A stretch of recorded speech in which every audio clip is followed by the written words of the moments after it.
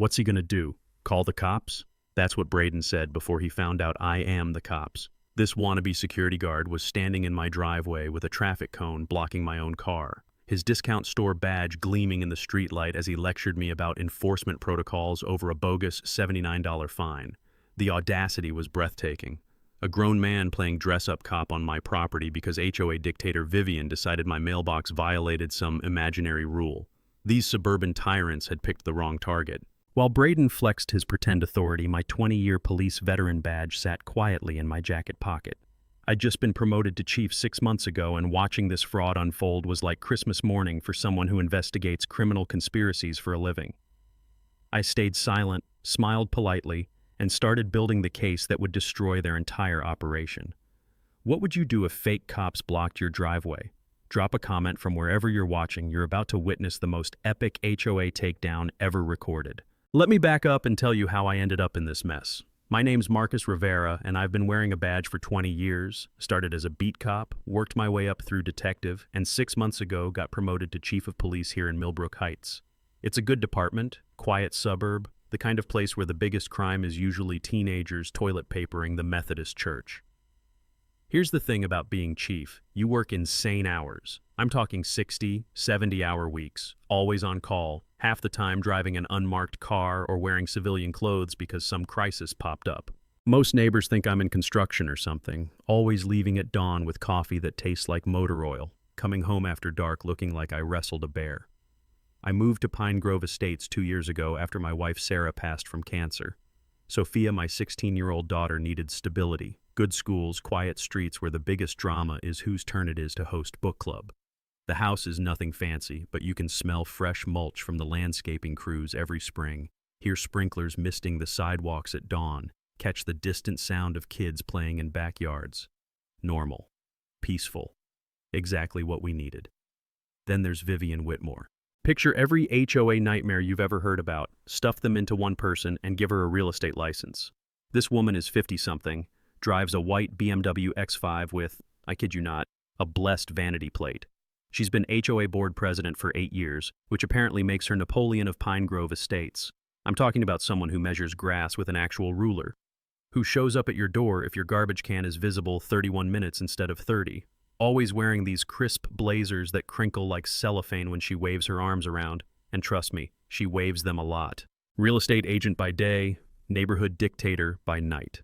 3 months ago, I had a pothole in my driveway professionally repaired. Small thing. Contractor patched it with fresh asphalt, got city permits, did everything legal. The patch was maybe half a shade darker than the original concrete. You'd have to squint to notice.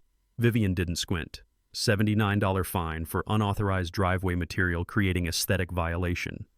I submitted contractor receipts, permits, photos proving it was a safety repair. Didn't matter. Appeal rejected faster than a speeding ticket in a school zone. Her exact words, "My non-conforming surface material disrupted the community's visual harmony." Visual harmony. From a woman whose front yard looks like a Home Depot explosion. I paid the fine. Look, I was knee-deep in a drug bust investigation. Sophia was adjusting to new school. I had bigger battles to fight. $79 to make this lunatic disappear? Fine. Consider it crazy tax. But here's what I learned about bullies in 20 years of police work. They smell weakness like vultures smell roadkill. Last month, I worked 3 straight nights on a breaking case. Sophia forgot to bring our garbage cans in from the curb. They sat out there maybe 30 minutes past pickup. 30 minutes. The certified mail envelope made that sharp tearing sound when I ripped it open. Another fine, this time $150, doubled because I was now a repeat offender, plus a warning letter threatening enhanced enforcement measures for failure to demonstrate improved compliance. Enhanced enforcement measures. I'm staring at this letter, still in my wrinkled uniform after a 14-hour shift dealing with actual criminals, and this woman's threatening me over garbage cans. The absurdity hit me like a slap. I've arrested murderers with more reasonable attitudes than my HOA president, but I still didn't know I was dealing with something way bigger than petty power trips. Saturday morning, 7 a.m. sharp, I'm enjoying my first cup of coffee when I hear voices in my front yard. Through the window, I see Vivian marching up my driveway with a clipboard and measuring tape, followed by some kid I've never seen before wearing what looks like a security guard uniform ordered from Amazon. This kid, maybe 25, lives with his mother, energy radiating off him like cheap cologne, has a fake badge and real attitude problem. His name tag says B. Hutchins, Enforcement Officer, and he's strutting around like he's protecting the nuclear codes. I open the front door and Vivian launches into her spiel without so much as a good morning. Mr. Rivera, we're conducting a compliance inspection. Your postal receptacle is positioned 2 inches too close to the street boundary.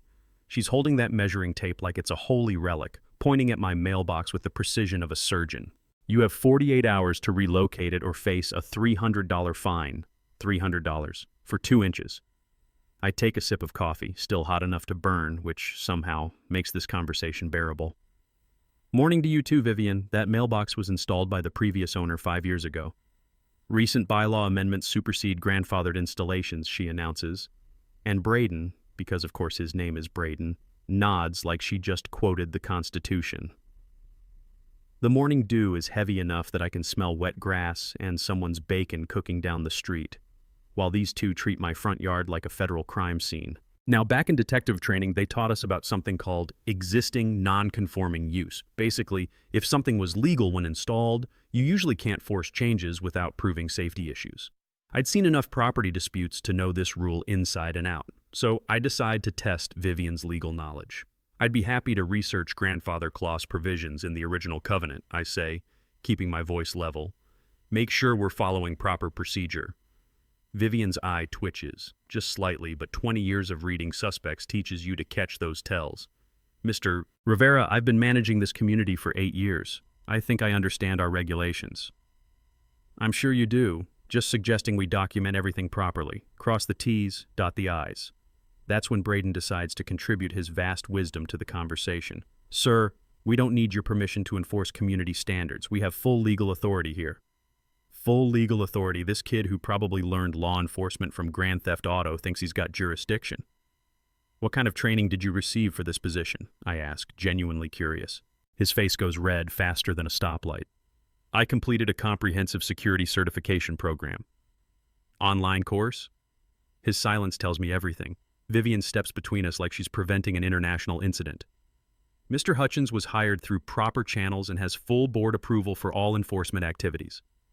Hired through proper channels. I'm filing that phrase away for later, right next to comprehensive security certification program in my mental evidence locker. Well then, I'm sure you won't mind if I request copies of the board meeting minutes where his position was approved, and his employment contract, public records and all that. The silence stretches long enough for a garbage truck to rumble past, hydraulic whines echoing off the houses.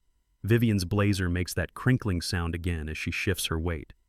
Mr. Rivera, you seem to be looking for problems where none exist. We're simply trying to maintain property values for everyone's benefit. I appreciate that. But before I move a mailbox that's been in the same spot for 5 years, I'd like to see the actual bylaw language. Seems reasonable, right? Braden starts to say something, but Vivian cuts him off with a look that could freeze coffee. Here's where things take an interesting turn. Instead of backing down like she probably expected, I just smiled and pulled out my phone. Actually, let me just record this conversation for my own records. Documentation purposes. The effect was immediate and beautiful. Vivian's confident demeanor cracked like an egg hitting concrete. That won't be necessary, she says quickly. You'll receive all necessary documentation with your formal violation notice. 48 hours, Mr. Rivera. We'll be conducting daily inspections until this matter is resolved. Daily inspections. As they walk away, I notice Braden's taking more photos, not just of the mailbox, but of my house, my windows, my car. The sound of his camera shutter clicking carries in the morning air like some kind of suburban surveillance operation. I close the door and finish my coffee, which has gone lukewarm, but I'm not worried about temperature. I'm thinking about those board meeting minutes I just requested, and wondering why 2 simple questions made them both so nervous. Something tells me this mailbox situation is about to get a lot more interesting. 2 days later, I'm pulling into my driveway after a 14-hour shift when my phone rings. City Water Department asking about a complaint regarding my sprinkler system allegedly violating drought restrictions. Here's the thing, I don't have a sprinkler system. Just a garden hose I drag out maybe twice a month to water Sophia's sad little herb garden. When I explain this, the guy sounds genuinely confused and says they'll close the complaint, but somebody clearly wasted city resources with a bogus report. The next morning, Sophia comes downstairs looking like she's been punched. Dad, why are the neighbors asking weird questions about our house? Turns out Vivian's been making rounds at the weekend barbecues, dropping casual hints about all the suspicious activity at the Rivera place. How many unmarked cars show up, how men in plain clothes have business meetings in my living room, how it makes other families uncomfortable. What's brilliant about her strategy is that most neighbors have no clue I'm a cop. They see detective meetings, unmarked vehicles, guys in civilian clothes, and thanks to Vivian's whisper campaign, they're starting to think I'm running everything from a drug operation to an illegal gambling ring. The irony would be hilarious if my daughter wasn't getting sideways looks at the bus stop. That's when I decide to attend Wednesday night's HOA board meeting as an observer. I slip into the back of the community center, phone discreetly recording, perfectly legal at public meetings, something I learned during a corruption case where a city councilman was taking bribes from contractors. The stale coffee smell mixed with industrial carpet cleaner instantly transports me back to every municipal building interrogation room I've ever sat in. Watching Vivian run this meeting is like witnessing a masterclass in petty tyranny. Robert's rules of order, formal motions, parliamentary procedure, all to decide whether the community pool should close at 8 or 9 p.m. But during the treasurer's report, something catches my attention like a neon sign in a dark alley. Rick Whitmore, Vivian's husband, owes $12,000 in back assessments. $12,000. But when they discuss collection actions, his name mysteriously vanishes from the delinquent list. Instead, they're planning enhanced enforcement against residents owing under $200. Mrs. Morgan gets fined for wrong color mulch. The Johnsons get penalized for sidewalk chalk art, but Rick skates on 12 grand. After the meeting, I do what any good detective does. Dig into public records. 20 minutes on the county website reveals Rick's been behind for 18 months without a single violation notice. Meanwhile, single mothers and elderly residents get hammered for trivial infractions. The pattern's so obvious, it's practically screaming. The next day brings Vivian's boldest move yet. She shows up with an official-looking document announcing a special assessment of $500 per household for security upgrades. The paperwork's impressive. HOA letterhead, legal language, the works. But here's the kicker. She claims my line of work creates unique security challenges requiring additional protective measures. What exactly do you think my line of work is? I ask, genuinely fascinated by where this is heading. She gives me this conspiratorial look like we're sharing state secrets. Mr. Rivera, we're not naive. Unmarked vehicles, men conducting business meetings at all hours. We simply want to maintain community standards. The way she says it, you'd think I was El Chapo instead of a police chief reviewing case files in my living room. While she's explaining how my mysterious profession threatens property values, I notice Braden outside taking photos through my fence gaps, trying to document my backyard. The camera shutter clicks like an amateur paparazzi operation, and I'm thinking this kid's about to learn some hard lessons about surveillance laws. Here's where I make my countermove. Instead of arguing or demanding explanations, I calmly sign the assessment notice. I'll have the check to you by Friday, I tell her, watching her face light up with premature victory. She thinks she's won, thinks she's finally found the pressure point that'll make me crack. What Vivian doesn't realize is that she just handed me a smoking gun. Every fraudulent document, every discriminatory enforcement action, every illegal assessment, it's all building into a prosecution file that would make any district attorney salivate. She's so focused on driving me out that she's forgotten basic criminal law. Conspiracy, fraud, and civil rights violations leave paper trails. As they walk away, Vivian's already planning her next move, probably thinking about how much she'll make when I'm forced to sell below market value. But I'm thinking about something else entirely. How satisfying it's going to be when this whole house of cards comes crashing down around her ears. The best part? She's doing all the work for me. Friday morning, I'm dragging myself through the front door after another overnight stakeout when I find a manila envelope taped like some kind of legal summons. Inside is Vivian's latest masterpiece, a security assessment targeting my property specifically, $500 for enhanced monitoring protocols due to elevated risk factors associated with residents' undisclosed commercial activities. Undisclosed commercial activities. This woman's been binge-watching too much CSI. The breakdown reads like a security contractor's wet dream. Additional lighting, surveillance equipment, and my personal favorite, specialized personnel trained in threat assessment. All because some detectives occasionally stop by to discuss cases over coffee and donuts. The document's got official stamps, reference numbers, everything except actual legal authority. Timeline: 10 days or they'll place a lien on my house. A lien. for refusing to pay protection money to my own neighborhood. While I'm marveling at this legal fiction, Sophia comes downstairs looking like she's been crying. Braden's graduated from amateur photographer to full-time stalker, parking outside her high school with his camera equipment.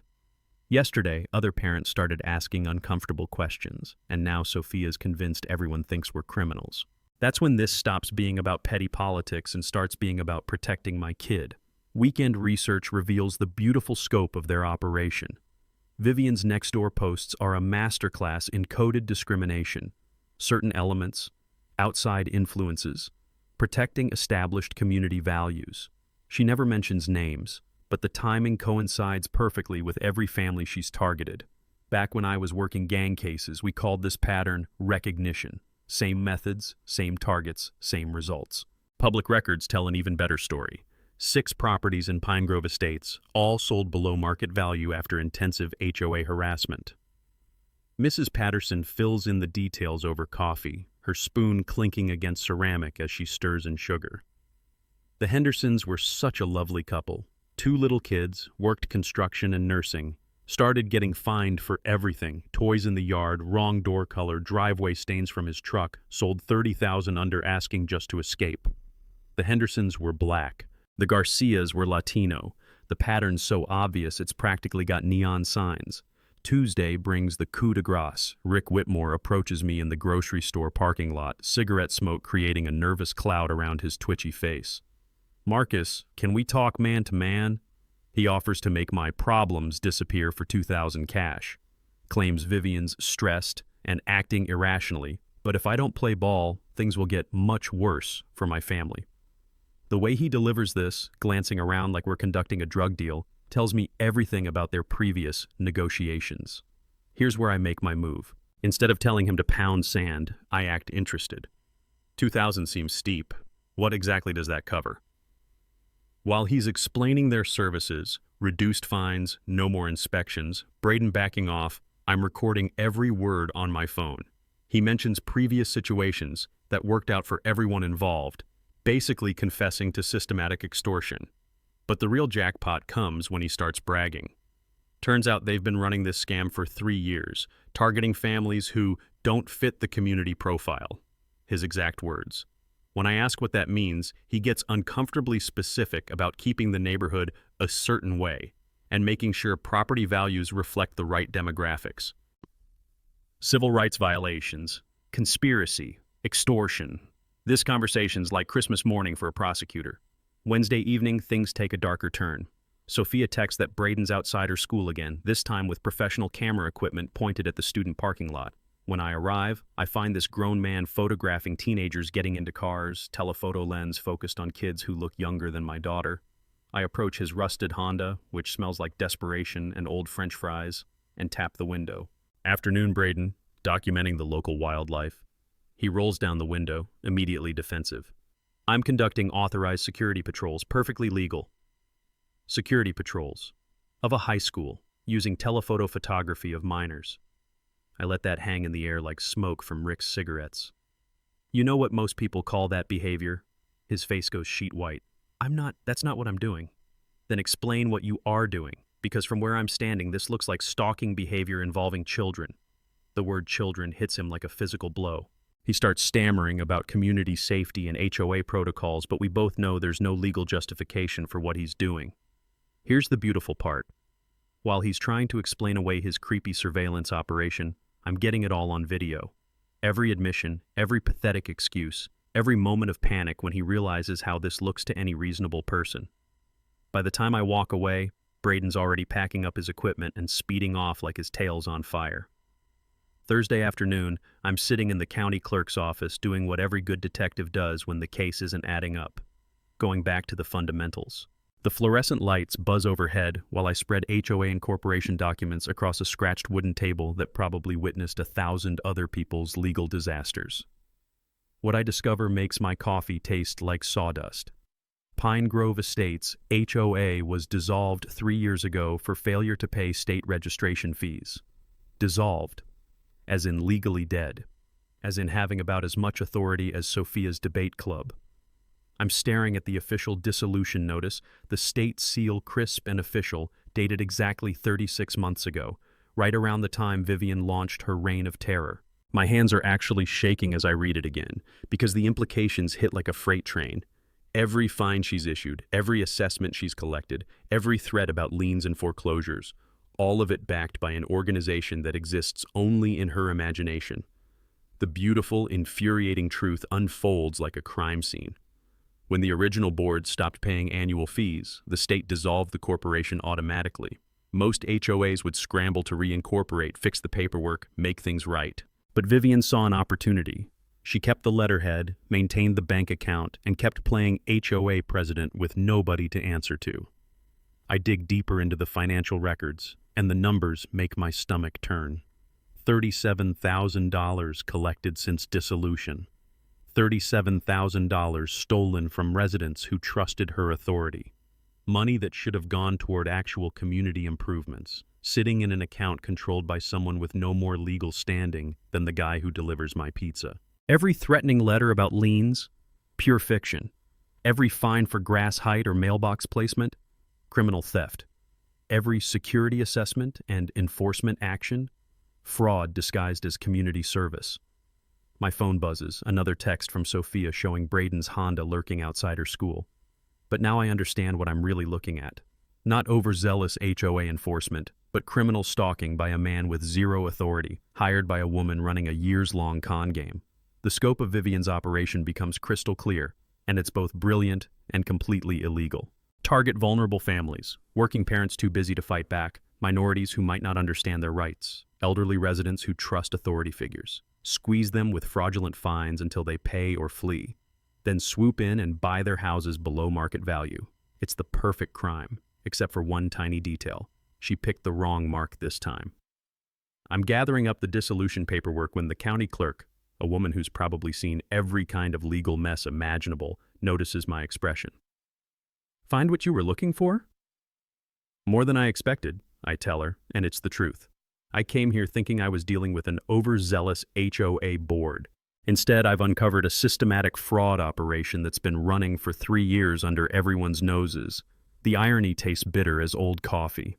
While Vivian's been so worried about what illegal activities I might be involved in, all those suspicious unmarked cars and mysterious meetings, she's been operating a criminal enterprise right under the nose of the town's police chief. Those cars that made her so paranoid? Just normal police business. Those meetings that seem so sinister, case briefings and budget reviews. But what she's been doing, extortion, fraud, civil rights violations, that's the real crime here. For the first time since this nightmare started, I'm not playing defense. The hunt is on, and I've got everything I need to dismantle her entire operation. The only question now is whether to arrest her quietly or turn it into a public lesson that every wannabe dictator in the county will remember. Looking at Sophia's latest text about Braden skulking around her school, the decision makes itself. Friday morning, I'm in my office before the coffee's even finished brewing, building a case that'll make Vivian wish she'd stuck to selling overpriced condos. The scent of fresh grounds mixing with stale night air reminds me of every early morning stakeout I've ever worked. Except this time I'm hunting someone who's been operating right under my nose. First call goes to Detective Sarah Coleman, our financial crimes specialist who gets genuinely excited about complex fraud schemes. The kind of cop who reads tax code for fun. When I explain about the dissolved HOA still collecting assessments, her response comes through the phone like Christmas morning. Holy shit, Marcus. This is better than that pyramid scheme we busted last year. Sarah's got that particular gleam in her voice that comes from stumbling across a prosecutor's wet dream. We're talking conspiracy, systematic fraud, civil rights violations, maybe even RICO if we can prove organized criminal enterprise. I'm getting hard just thinking about the headlines. Next stop, District Attorney Patricia Wong, who spent 12 years putting white-collar criminals behind bars. When I walk into her office and spread out Mrs. Patterson's documentation, Patricia starts grinning like a shark smelling blood. Marcus, this could set precedent for HOA fraud cases nationwide. How many victims? 23 confirmed families, probably more hiding in shame. The number tastes bitter when I say it out loud, knowing each one represents a family bullied out of their own neighborhood. While I'm coordinating legal strategy, an unexpected MVP emerges. Mrs. Patterson shows up at my door Saturday morning carrying a manila folder thick as a dictionary, wearing the satisfied expression of someone whose obsessive record-keeping finally has a purpose. "I've been documenting everything," she announces, settling into my kitchen chair like she's been waiting years for this moment. Her evidence collection would make any detective jealous. Spreadsheets tracking enforcement patterns, copies of threatening letters, even photos of Braden's creepy surveillance operations. The smell of her lavender perfume fills my kitchen as she spreads papers across my table like she's conducting a board meeting.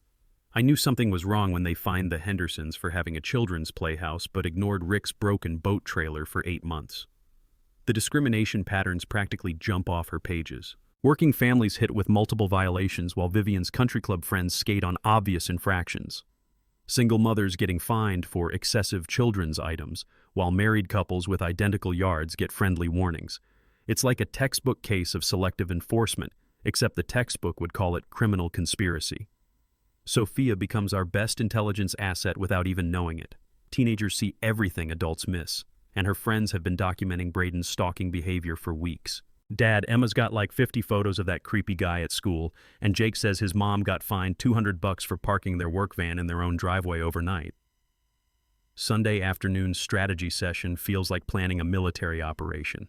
Patricia, Sarah, and I spread evidence across the conference room table where I've planned drug raids and gang takedowns, but this feels more personal somehow, more satisfying. "Here's our prosecution timeline," Patricia says, her prosecutor instincts in full gear. "Criminal charges for fraud and conspiracy, civil asset forfeiture to recover stolen funds, state regulatory violations, federal civil rights investigation. We're going to hit her from every possible angle." The beauty of our plan lies in its simplicity. Instead of quiet arrests and sealed indictments, we're going full public spectacle. Vivian's called an emergency community meeting for Wednesday night, planning to demand my family's removal from the neighborhood. Perfect setting for maximum humiliation. "You want to arrest her in front of everyone she's been scamming?" Sarah asks, practically bouncing in her chair. "Poetic justice. Plus, we'll have all the victims present as witnesses to her confession, Mrs. Patterson becomes our neighborhood intelligence coordinator, organizing coffee meetings and casual conversations to document last-minute harassment attempts. "I'm telling everyone this is their chance to finally address HOA concerns," she says with barely contained glee. Tuesday brings final preparations that rival any major operation. Plainclothes officers positioned around the community center, search warrants signed and ready, evidence boxes packed like we're moving house. State HOA investigators coordinated for simultaneous raids on financial records. The technical setup includes security cameras to document everything, audio recording equipment tested 3 times, and media contacts alerted but not tipped off to specifics. I've run complex undercover operations, but nothing felt as precisely choreographed as this suburban takedown. Sophia's staying with her aunt Wednesday night, partly for safety, mostly because I don't want her seeing her father in full police chief mode. "Dad, are you finally going to arrest that stalker?" she asks, and the hope in her voice makes everything worth it. That and a whole lot more, sweetheart. By Tuesday night, 3 years of systematic fraud is about to unravel in one perfectly orchestrated evening. Vivian thinks she's finally cornering her problem resident. What she doesn't realize is that she's walking into the most public downfall any neighborhood dictator has ever experienced. Monday morning arrives with Vivian in full desperation mode. A certified letter appears in every mailbox announcing an emergency assessment of $3,000 per household, due within 72 hours. The official-looking document claims the money's needed for immediate legal action against a non-compliant resident who threatens community safety and property values, $3,000, to fund her war against me. The letter includes a breakdown of supposed legal expenses, attorney fees, court filing costs, specialized security consultations. It's all fiction, but the letterhead and legal language look convincing enough to panic most residents. Mrs. Patterson calls me within an hour, voice shaking. "Marcus, people are talking about pooling money to pay your fine just to make this go away." That's exactly what Vivian's counting on. Community pressure to force me out rather than everyone paying thousands to fund her fake legal battle. But her desperation's showing. The timeline's too aggressive, the amount too large, the justification too vague. She's making mistakes. Tuesday brings the neighborhood revolt she didn't expect. Nextdoor explodes with angry posts about the emergency assessment, residents demanding transparency, questioning the legal basis, asking why they need to pay for someone else's dispute. The tide's turning, and Vivian's losing control of her own narrative. Her response is predictably unhinged. She posts a lengthy manifesto about outside agitators and residents who don't understand community values, claims she has substantial evidence of illegal activities that justify extreme measures. The paranoia in her writing is so obvious that even her supporters start backing away. Wednesday morning, Braden escalates to full stalker mode. He's not just photographing my house anymore. He's sitting in his Honda at the end of my driveway with what looks like professional surveillance equipment. A telephoto lens pointed at my front windows, audio recording gear visible in the back seat. When I leave for work, he follows at a distance, thinking he's invisible in morning traffic. The amateur hour surveillance would be hilarious if it wasn't targeting my family. I've run undercover operations against actual criminals with better fieldcraft than this wannabe mall cop. But his incompetence works in my favor. Every stalking incident gets documented, every traffic violation noted, every privacy invasion recorded for the prosecution file. Sophia texts me from school. "Dad, creepy guy is back, but this time he's got binoculars." The photo she sends shows Braden positioned across from the high school entrance, telephoto lens and binoculars both visible through his windshield. The sight of this grown man surveilling teenagers with professional equipment makes my blood pressure spike into dangerous territory. When I drive over during lunch break, I find him in full paparazzi mode. Long lens focused on the student parking lot, notebook in hand, taking what appears to be detailed surveillance notes about kids getting into cars. The smell of fast food wrappers and stale cigarettes drifts from his open window as I approach. "Afternoon, Braden. Lovely day for wildlife photography." He startles so hard he nearly drops his camera. "I'm conducting authorized security assessments of potential threats to community safety. Security assessments of children at a public school." I let the words hang in the air like smoke from his chain-smoking habit. You know what that sounds like to most people? His face goes pale as notebook paper. That's not what I'm doing." "Then explain exactly what you are doing. Because from where I'm standing, this looks like predatory stalking behavior involving minors." The word predatory hits him like a physical blow, and he starts stammering about HOA protocols and community safety standards. But here's the beautiful mini twist. While he's defending his creepy surveillance operation, I'm recording everything on my phone. Not just his pathetic excuses, but the equipment in his car, the photos he's taking, the notebooks full of surveillance data about my daughter and her classmates. "This equipment," I say, gesturing at his telephoto lens setup. "How much did the HOA budget for professional surveillance gear?" It's my personal equipment that you're using to photograph children. For an organization that pays you how much per week?" He can't answer because there's no good answer. Every question exposes another layer of the illegal operation he's participating in. By the time I walk away, Braden's packing up his stalker kit faster than a dealer spotting patrol cars. Wednesday evening, the final piece falls into place. Vivian announces the emergency community meeting via robocall, her voice dripping with artificial concern about addressing the ongoing situation that threatens our neighborhood's safety and stability. She's planning her grand finale, public humiliation designed to force my family out once and for all. What she doesn't know is that half the residents are already questioning her authority, and the other half are about to witness the most spectacular downfall in HOA history. Every threat, every illegal assessment, every stalking incident has built toward this moment. Tomorrow night, 3 years of systematic fraud unravels in front of the entire community she's been scamming. Vivian thinks she's finally cornering her problem resident. Instead, she's walking into a trap that'll make her wish she'd never heard of Pine Grove Estates. Wednesday evening, hours before the showdown, Vivian launches her final psychological warfare campaign. Robocalls start hitting every household at dinner time with her voice dripping fake concern. Due to escalating security threats from a non-compliant resident, tonight's emergency meeting will address immediate action to protect our community's children and property values. Security threats. She's painting me as some kind of dangerous criminal to justify whatever she's planning for tonight's meeting. The calls include warnings about bringing identification and being prepared to vote on enforcement measures. She's setting up a kangaroo court designed to publicly exile my family from the neighborhood. An hour later, Braden begins his most aggressive intimidation campaign yet. He parks directly across from my house, engine running, high beams pointed at my front windows. The diesel rumble and bright lights create an atmosphere of siege that's clearly designed to rattle my nerves before the meeting. Sophia peers out through the blinds, her face tight with anxiety. "Dad, This is getting really scary. She's right, but not for the reason she thinks. What's scary is how far Vivian and Braden are willing to go to maintain their fraud. The stalking, the harassment, the threats. They're acting like cornered animals, which makes them unpredictable and potentially dangerous. Around 8 p.m., my phone starts buzzing with concerned neighbors. Mrs. Patterson calls first. Marcus, Vivian's been going door to door telling people you're some kind of criminal who needs to be removed for everyone's safety. Then Mrs. Morgan. She showed me photos of police cars at your house claiming it proves illegal activity. The door-to-door campaign reveals Vivian's desperation and her strategic mistake. She's so focused on demonizing me that she's forgotten how paranoid and controlling she appears to reasonable people. Mrs. Peterson mentions that Vivian demanded to come inside and inspect for signs of criminal collaboration. Several neighbors found her behavior aggressive and intrusive.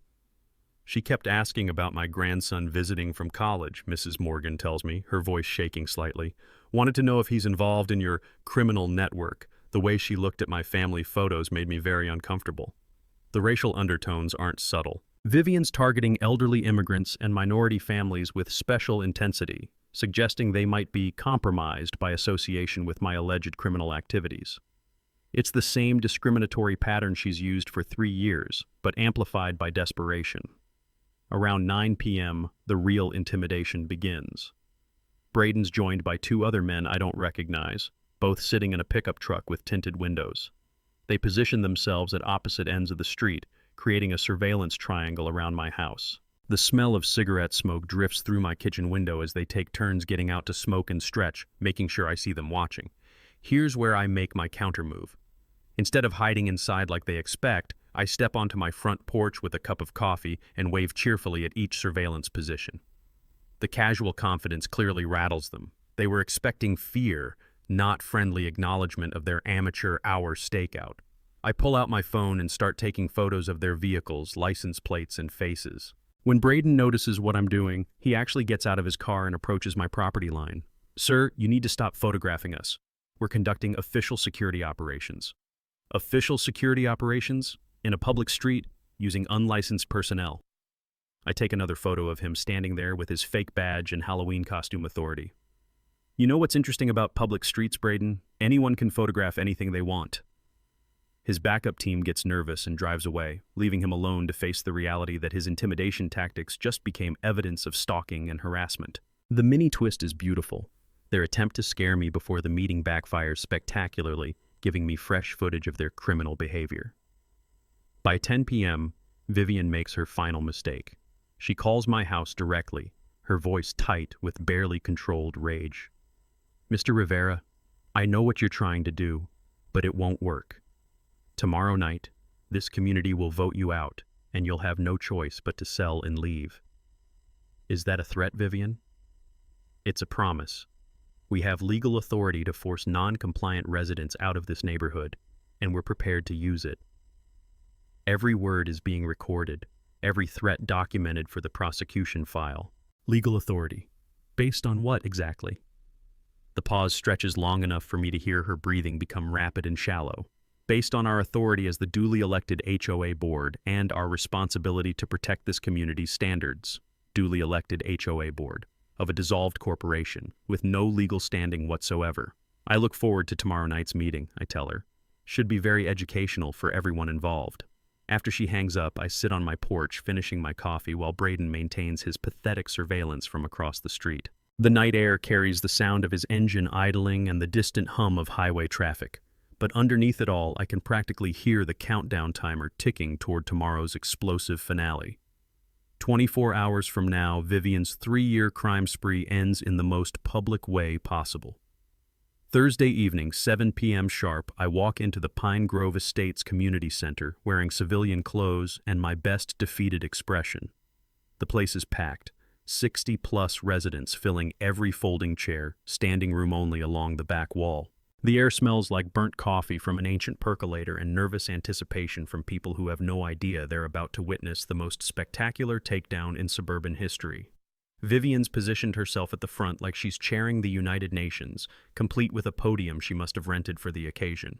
Her white blazer catches the harsh fluorescent lights as she shuffles through a stack of official-looking papers. Braden stands guard at the entrance in his fake uniform, clipboard in hand like he's checking credentials for some kind of exclusive event. I spot Detective Coleman sitting 3 rows back, looking like any other concerned resident.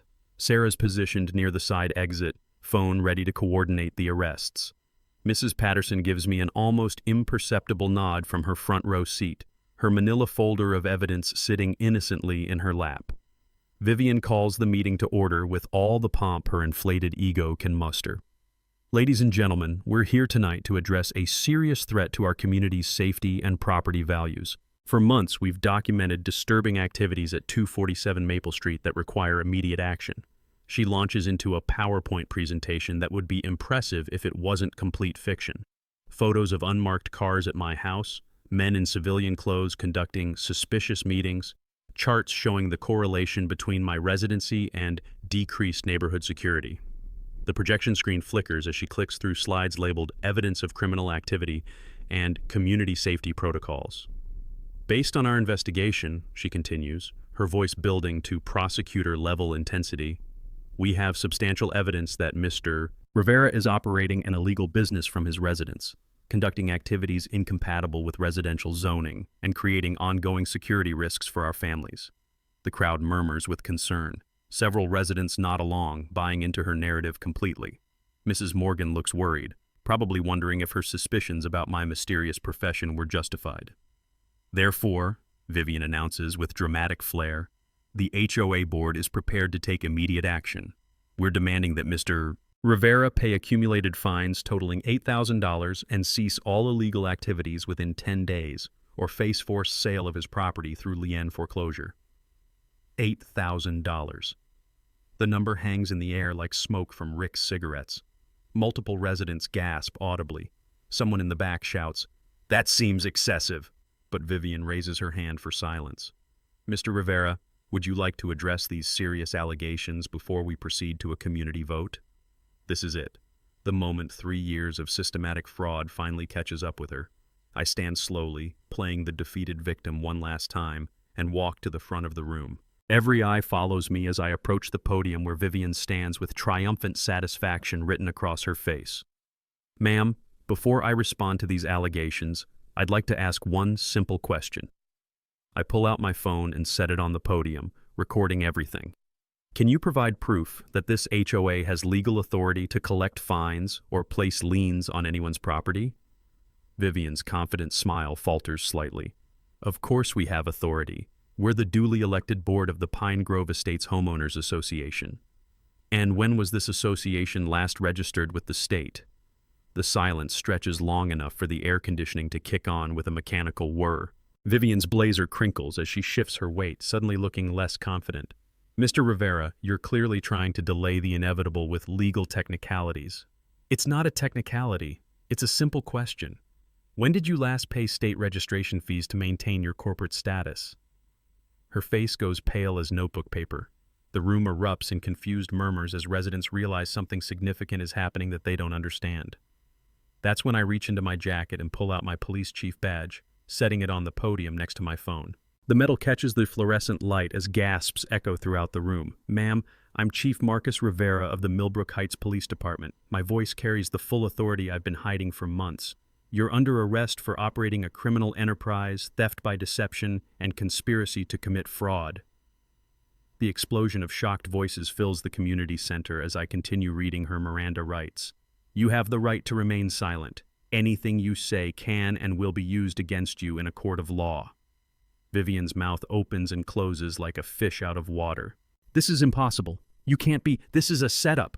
Detective Coleman and Sarah move through the crowd, badges visible, positioning themselves for Braden's arrest. The wannabe security guard looks around frantically, realizing his fake authority just evaporated in the most public way possible. The Pine Grove Estates HOA was dissolved 3 years ago, I announced to the stunned crowd. Every fine, every assessment, every threat you've received from this woman has been completely fraudulent.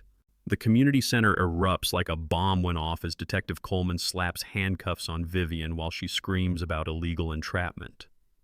The metallic click of cuffs echoes through the room as Braden tries bolting for the exit, only to run face first into Sarah's waiting arms. The smell of burnt coffee and nervous sweat fills the air as 60 residents watch their neighborhood dictator finally face justice. Ladies and gentlemen, I address the stunned crowd, badge gleaming under harsh fluorescent lights. For 3 years, you've been victims of systematic fraud. Every assessment, every fine, every threat has been completely illegal. Mrs. Patterson rises like an avenging angel, clutching her manila folder. I documented every fraudulent penalty. Mrs. Morgan's $800 fine for growing vegetables, theft, the Johnson sidewalk chalk citation, criminal extortion. The revelations cascade through the room as residents pull out phones, comparing notes about harassment they thought they had to endure. Within hours, police chief dismantles HOA fraud ring, becomes national news. The dramatic arrest footage spreads across every platform, making me an accidental hero in America's war against petty tyranny. Interview requests flood in from reporters fascinated by a story about patience, investigation, and letting criminals provide their own evidence. The legal resolution unfolds beautifully. Vivian gets 3 years plus full restitution. Braden receives probation and restraining orders keeping him 500 feet from schools. Most importantly, we recover $47,000 for the 28 families they systematically robbed, money that pays for home repairs, college funds, and medical bills that victims struggled with while paying bogus fines. But the real transformation happens in Pine Grove Estates itself. Mrs. Patterson becomes president of our new, legitimately incorporated HOA, immediately abolishing aesthetic violation fines and focusing on actual community improvements. The sound of children playing replaces the tension that hung over our streets like storm clouds. Mrs. Morgan plants her liberation garden right in the front yard, bok choy, snow peas, and herbs that she shares with anyone wanting fresh vegetables. The earthy smell of rich soil and growing things replaces the artificial perfume of Vivian's intimidation campaigns. Sophia organizes block parties where teenagers actually want to hang out instead of hiding from surveillance. 6 months later, I launched the HOA Fraud Prevention Program with the State Attorney General. We create online resources helping residents verify their association's legal status and recognize discriminatory patterns. Here's your practical takeaway. Always check your HOA's incorporation status with your Secretary of State's website before paying any fine over $50. The crown jewel of our community healing is the Pine Grove Scholarship Foundation, funded entirely with recovered fraud money. This year alone, we're sending 5 local kids to college, including Emma, whose family Vivian nearly drove out with harassment. Watching Emma open her acceptance letter to State University, knowing her family can afford it thanks to justice served, makes every sleepless night of this investigation worthwhile. Speaking at police academies nationwide, I share the lesson this case taught. Sometimes the best police work involves patience, documentation, and letting criminals hang themselves with their own rope. The story becomes required reading for community policing courses, proving that living in the community you protect gives you advantages no patrol car ever could. Our annual Pine Grove Community Festival, held exactly 1 year after Vivian's arrest, draws families from 3 counties. The smell of grilled burgers mixes with Mrs. Morgan's stir-fried vegetables as kids play freely in yards where toys are finally allowed. Veterans like Tom march with their service dogs in our little parade, celebrated instead of cited. Those orange traffic cones that started this nightmare? We turned them into planters for the community garden, holding beautiful sunflowers instead of blocking anyone's freedom. Sometimes the sweetest revenge really is living well, and making sure justice gets served with maximum public satisfaction. The best part? 3 other dissolved HOAs in our county got exposed and shut down after residents saw our story and checked their own association's legal status. Turns out Vivian wasn't the only neighborhood Napoleon running a long-term scam. Looking back, I'm grateful she picked the wrong target. Because sometimes karma needs a little help from someone with a badge and 20 years of investigative experience. Drop your own HOA nightmare stories in the comments. I read every single one, and some make Vivian look like a saint. And if this story inspired you to check your HOA's legal status or just gave you hope that bullies eventually face consequences, hit that subscribe button for HOA stories. We've got dozens more tales where petty tyrants get exactly what they deserve. Trust me, justice never tasted this sweet. That's a wrap for today's episode on HOA Stories. If you enjoyed watching Karma in action, smash that like button, comment your thoughts, and let us know if you've dealt with HOA madness too. Subscribe so you won't miss the next HOA meltdown we post.